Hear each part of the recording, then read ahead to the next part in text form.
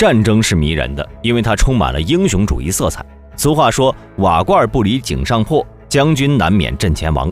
从军之人，刀枪从来不长眼，马革裹尸是很正常的。在第二次世界大战里，战死的将军很多，但是有些将领却因为意外而身亡。今天我们就来说一说二战时期最憋屈的5位将领。Top 1，约翰·威尔考克斯，海军少将。作为二战时美国大西洋舰队的指挥官，他不仅本人从战列舰上掉进了海里，最要命的却是他掉入海里后，别人发现他不见了。据资料记录，我们的威尔考克斯少将呢，在执行护航任务时，因繁重的任务心里有点不痛快，便想出来透透气。可能是因为风浪太过颠簸，或许是单纯的脚下没有站稳，不慎掉进了大海。但是威尔考克斯并不是当天唯一落水的人，在他落水之后呢，还有一名海军士兵也不慎从华盛顿号战列舰上落水了。但是这名落水的士兵很快就被发现失踪，舰队派出救援人员进行了搜救。在救援人员苦苦搜索1个小时之后，还是无法找到。就这样，威尔考克斯少校是葬身于大海，最后出动轰炸机来搜寻，也没能找到他的尸体。救援人员本想将威尔考克斯少将的遗体带回，但是救援人员尝试了几次放下小艇，均以失败告终。无奈之下呢，只能让威尔考克斯少将就这么抛尸大海了。但是也有资料怀疑，威尔考克斯是由于美军的 B4 救生衣的缺陷而掉入海中，而长时间没有被发现的。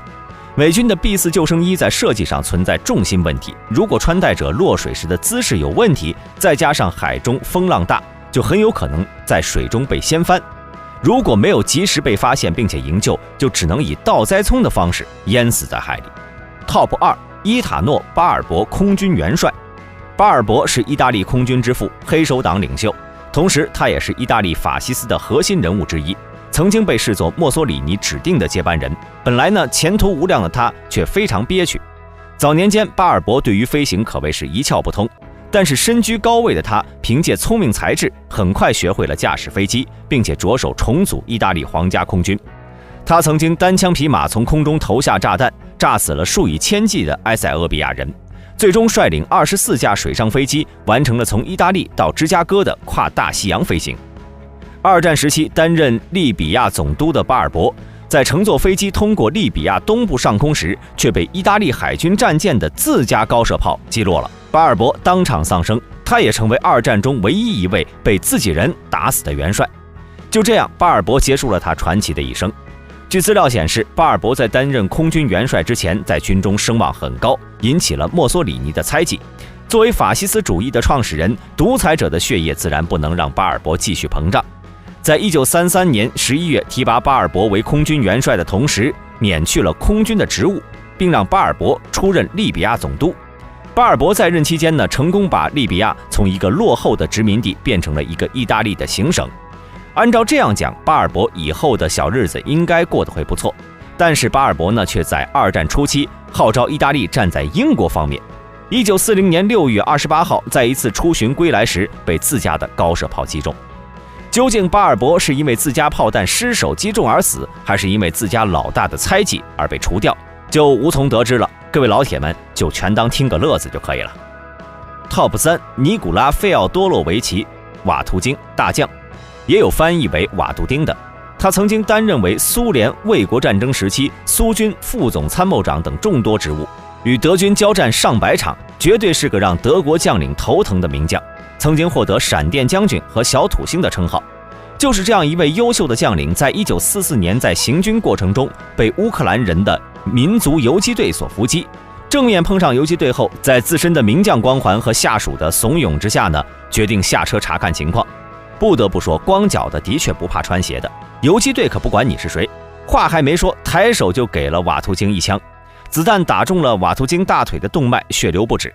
身负重伤的他被紧急送往基辅治疗，但是经历了40多天的抢救，瓦图京还是没有能挺过来。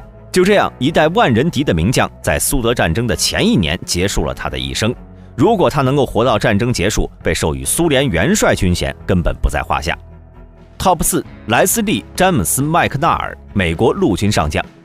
美军在二战中牺牲的最高级将领只有3位，其中2位都是战死的，只有麦将军是被自己人误伤死亡的。1944年，眼看二战就要结束了，诺曼底登陆的盟军正在开展眼镜蛇行动，麦将军是来到前线视察战况。当时美军面对德军战线迟迟攻不进去，美军决定派轰炸机前去支援。